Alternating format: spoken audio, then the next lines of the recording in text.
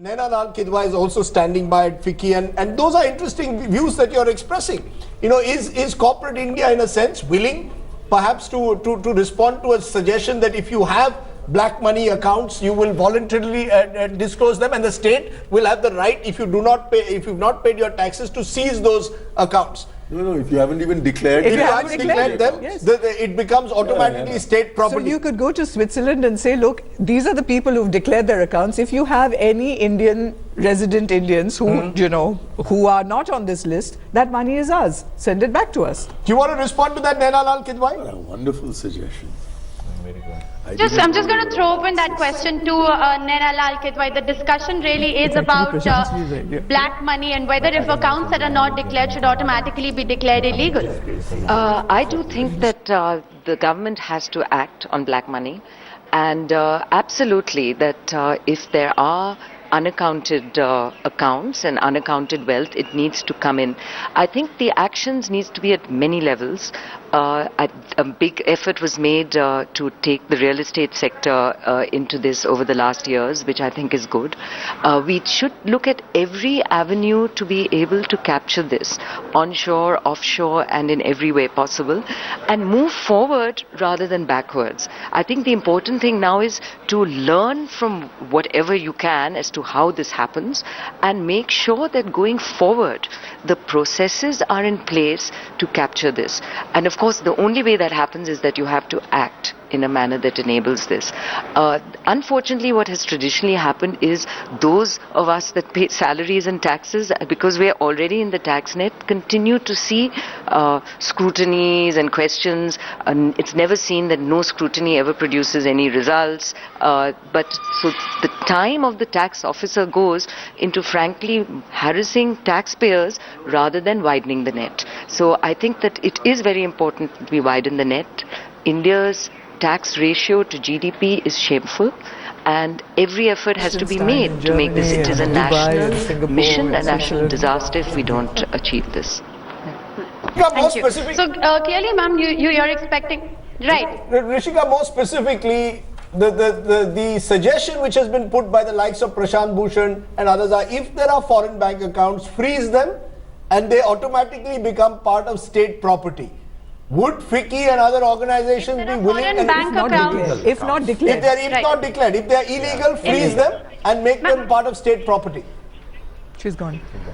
Okay, she has in fact left us, but I wish that's a question that I will pose to her in a while from now and try and send across the response. Okay, it's interesting. Naina Lal Kidwal, remember, is the head of HSBC India, and HSBC India finds itself at the moment in an eye of a storm. But that's a question that has to be raised. That, you know, again, this is perceptional. And you know, politics is perception. There's a perception that the Modi government came, they would crack down on black money, unearth it. Yes, an SIT has been set up. Perhaps more progress has been made in the last 6 months than the previous government made. Right. But there's a general sense that the public out there expects more. And this is where the politics comes in. Yes. You've got a massive mandate. You've got a majority government. So Manmohan Singh could say, look, coalition pressures, I can't do this, I can't do that. That excuse is not there before Arun Jaitley and Narendra Modi, whether it's on black money, which is a tangled issue, or whether it's on GST also. The presumption is that Mr. Modi will do more on GST than the previous government did. Ironically, as Gujarat Chief Minister, he himself had his reservations on GST. So, you know... Can a majority government do more or less in your view? I think a majority government is expected to do more and should do more.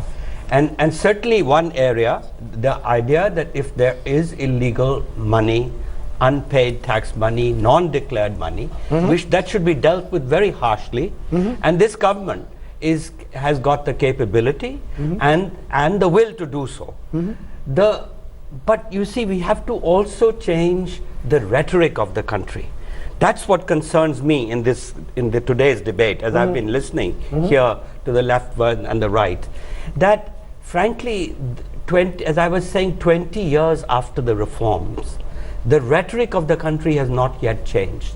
The Aam Aadmi is not yet persuaded that jobs will come when private sector invests, and private sector investment is good for the Aam Aadmi. Is that because politicians have not sold reforms as effectively as they should have? Do they still see somewhere? Perhaps I thought Mr. Modi had changed that. Yes, That and Mr. Modi has perhaps proved, at least certainly in his tenure in Gujarat, that you can be seen as a reformist chief minister and yet win elections. Yes, and Something- so therefore, in this budget today, what I'm hoping that Jaitley will be able to do is to correct the false trade-off that we make between growth and equity. That by explaining how jobs are created, by explaining that if a businessman does well, that doesn't mean that I get poorer as a result of that. That rhetoric, which changed all over Western Europe in the last 2-3 decades, that rhetoric needs to change in India. Otherwise, we'll always have problems. This is a government in its first year. Let's be clear, Mr. Modi is big. You know, I can understand a government in its 5th year facing political constraints. He's in his first year. Yes. Next big election is November in Bihar. That's a fairly long way away. This is his great window of opportunity, is the point that we've been emphasizing.